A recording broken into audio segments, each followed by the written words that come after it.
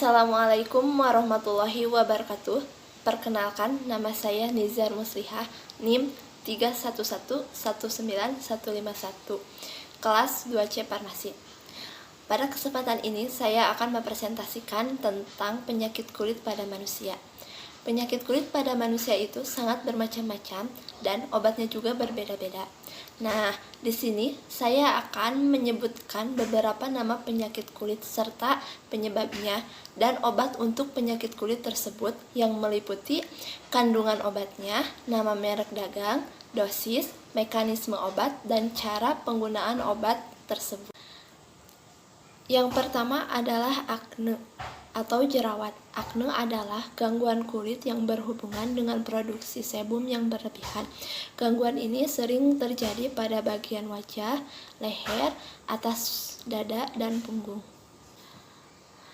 Penyebab penyakit jerawat: yang pertama, produksi sebum yang berlebihan. Yang kedua, tersumbatnya folikel rambut. Yang ketiga, bakteri. Jenis bakteri Propionibacterium acnes bisa berkembang dan menyumbat folikel rambut sehingga terjadinya peradangan. Yang keempat, hormon. Aktivitas hormon androgen yang berlebihan dapat menyebabkan jerawat. Yang kelima, cara penggunaan obat. Nah, di sini saya mencontohkan. Ini misalnya jerawat. Nah, yang pertama, dibersihkan terlebih dahulu, kemudian keringkan. Nah, setelah kering kemudian diolesin oleh obat. Nah, setelah diolesin oleh obat, hindari sentuhan pada bagian yang telah diobati setidaknya 1 jam setelah pemakaian. Yang kedua yaitu panu. Panu adalah infeksi jamur yang mengganggu pigmen kulit sehingga timbul bercak dengan warna yang lebih terang atau lebih gelap pada kulit. Penyebab penyakit panu. Penyebab utama dari penyakit panu yaitu berkembangnya jamur Malassezia. Jamur ini ditemukan pada kulit normal, tetapi akan menjadi masalah ketika jamur ini berkembang secara abnormal yang dipicu oleh lemahnya sistem kekebalan tubuh, perubahan hormon, dan kekurangan nutrisi. Penggunaan obat panu. Yang pertama, kandungan obat miconazole. Yang kedua, nama merek dagang Micoxol, Locoris, Micrim, dan Daktarin. Yang ketiga, dosis. Oral gel yang mengandung 20 mg per gram miconazole digunakan untuk dewasa dan anak-anak 2 tahun ke atas sebanyak 2,5 ml 4 kali sehari. Yang kedua, krim, salep, dan bedak yang mengandung 2% miconazole digunakan oleh orang dewasa dan anak-anak 2 tahun ke atas, dioleskan 2 kali sehari selama 2-6 minggu. Yang keempat, mekanisme obat. Miconazole bekerja pada membran sel jamur. Miconazole ini akan menghambat biosintesis egosterol pada membran sel sehingga terjadi kerusakan pada dinding sel jamur. Nah, permeabilitas membran sel jamur akan mengalami peningkatan dan pada akhirnya menyebabkan sel jamur kehilangan nutrisi selulernya. Nah, yang kelima, cara penggunaan obat.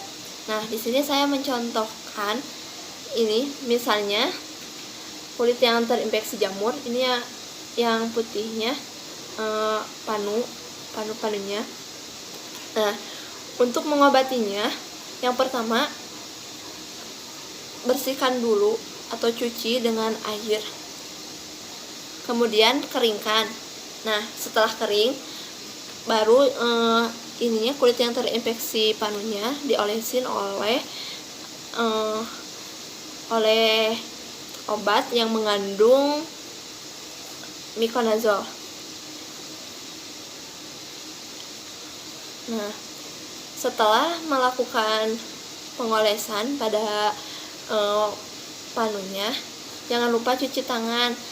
Nah, kenapa harus cuci tangan? Hal ini untuk mencegah agar infeksi tidak menyebar ke tubuh yang lain.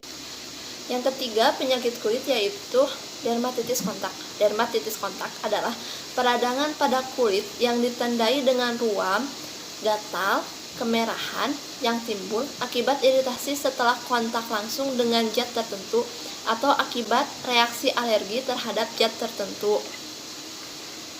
Penyebab utamanya yaitu kontak dengan bahan yang dapat memicu iritasi dan reaksi alergi seperti deterjen, kosmetik, parfum, logam, produk pembersih, bahan pengawet pada lotion, dan tanaman yang mengandung resin. Obat untuk penyakit dermatitis kontak. Yang pertama, kandungan obat yaitu hidrokortison asetat, merek dagang Colarot, Dermacoid, Parsiton, Lexacorton, Encacort. Dosisnya dewasa menggunakan krim 0,1 sampai 2,5% dan dioleskan pada kulit sehari 2 sampai 3 kali. Yang keempat, mekanisme obat. Hidrokortison merupakan antiinflamasi dan anti alergi pada kulit.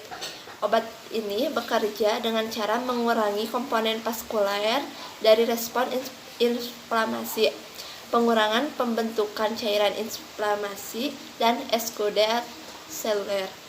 Nah, selanjutnya reaksi granulasinya juga menurunkan akibat efek penghambatan hidrokortison pada jaringan ikat, stabilitas butiran sel yang paling dari dan selaput lisomal, menurunkan mediator yang terlibat dalam respon inflamasi dan mengurangi pelepasan enzim dalam sintesis prostaglandin. Cara penggunaan obat ini yaitu biasanya kan dermatitis kontak ini terjadi pada bagian telapak tangan dan kaki. Nah, caranya itu sebelum mengoleskan obatnya terlebih dahulu cuci tangan terlebih dahulu, kemudian tunggu sampai kering dan oleskan obatnya ke bagian yang terkena dermatitis kontak, kemudian tunggu sampai kering dan selama kering ini hindari penggunaan plester pada luka yang telah diberi obatnya. Nah, setelah menggunakan obat ini jangan lupa cuci tangan, karena dengan mencuci tangan kita dapat menghambat penyebaran dermatitis kontak ke anggota tubuh yang lainnya. Penyakit kulit yang keempat yaitu herpes zoster atau cacar air. Herpes zoster adalah penyakit yang ditandai dengan timbulnya bintil kulit berisi air pada salah satu sisi tubuh dan mengakibatkan rasa nyeri. Yang selanjutnya, penyebab penyakit herpes zoster. Penyakit ini disebabkan oleh infeksi virus varicella zoster yang juga menjadi penyebab cacar air. Penggunaan obat untuk herpes zoster. Yang pertama, kandungan obat yaitu aciclovir 5%.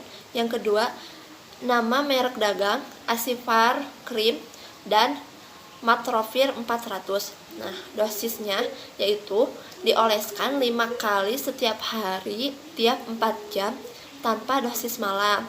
Lama pengobatannya yaitu 5 sampai 10 hari. Nah, yang keempat, mekanisme obat. Obat ini bekerja dengan menurunkan kemampuan virus dalam menggandakan diri, yaitu melalui penghambatan DNA polimerase dan replikasi DNA virus, sehingga mencegah pembentukan DNA tanpa mempengaruhi sel normal dalam tubuh. Nah, yang kelima yaitu cara penggunaannya.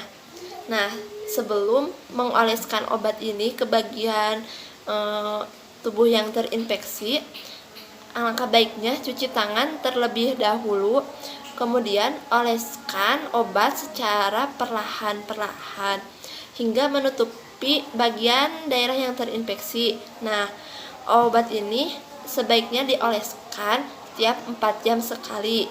Nah, waktu yang baiknya yaitu pukul 7 pagi, pukul 11 pagi, pukul 3 sore, pukul 7 malam, dan pukul 11 malam. Jangan lupa setelah menggunakan obat ini, cuci tangan agar tidak ada tubuh lain yang terinfeksi. Penyakit kulit yang kelima yaitu impetigo. Impetigo adalah infeksi kulit menular yang banyak dialami oleh bayi dan anak-anak.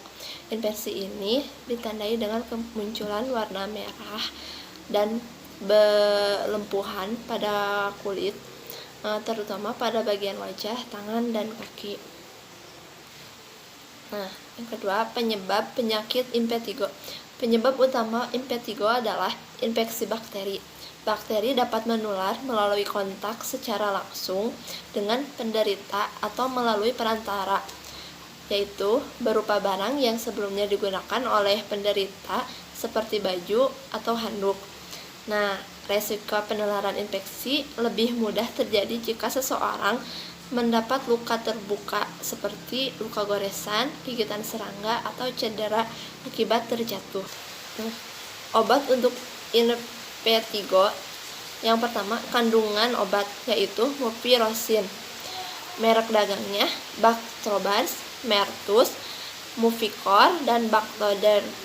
Dosisnya yaitu dioleskan 3 kali sehari selama 5-10 hari. Mekanisme obat. Mupirocin bekerja dengan menghambat sintesis protein bakteri tanpa bisa melakukan sintesis protein. Nah, bakteri akan mati. Mupirocin dapat menekan pertumbuhan bakteri dan dalam kadar tinggi dapat bersifat membunuh bakteri. Itu yang selanjutnya cara penggunaannya. Yang pertama, cuci tangan terlebih dahulu sebelum menggunakan obat ini. Nah, untuk area kulit yang sulit dijangkau bisa menggunakan cotton bud. Nah, rasa menyengat di kulit pada penggunaan obat ini merupakan hal yang wajar dan akan menghilang dengan sendirinya. Pastikan untuk menggunakan obat secara rutin agar penyakit ini bisa cepat sembuh. Nah, untuk penyakit kulit yang terakhir yaitu varankel, yang sering disebut dengan bisul. Bisul merupakan benjolan merah pada kulit yang berisi nanah dan terasa nyeri. Kondisi ini paling sering disebabkan oleh infeksi bakteri yang memicu peradangan pada folikel rambut, yaitu tempat tumbuhnya rambut. Penyebab penyakit bisul yaitu infeksi bakteri merupakan penyebab bisul yang paling umum, terutama bakteri Staphylococcus aureus. Bakteri ini dapat masuk ke dalam tubuh melalui pori-pori atau luka pada kulit. Infeksi bakteri inilah yang akan menyebabkan peradangan hingga memicu terbentuknya nanah. Obat untuk bisul. Yang pertama ada kandungan obat yaitu istiol. Yang kedua merek dagang Istamolum 10%. Dosisnya dioleskan 2-3 kali sehari. Untuk mekanisme obatnya itu istiol merupakan bahan yang merujuk pada senyawa kimia amonium bituminosulfonat yang diproduksi melalui pendestilasian minyak mentah yang banyak mengandung belerang. Nah, untuk cara penggunaannya, yang pertama, bersihkan tangan dan area kulit yang mengalami infeksi bisul. Tunggu sampai kering dan olesi salep secara tipis pada area bisul itu. Kemudian cuci tangan setelah mengaplikasikan salep ini pada bisul. Mungkin hanya itu yang dapat saya sampaikan mengenai penyakit kulit pada manusia dan obatnya. Mohon maaf apabila terdapat kesalahan. Terima kasih. Wassalamualaikum warahmatullahi wabarakatuh.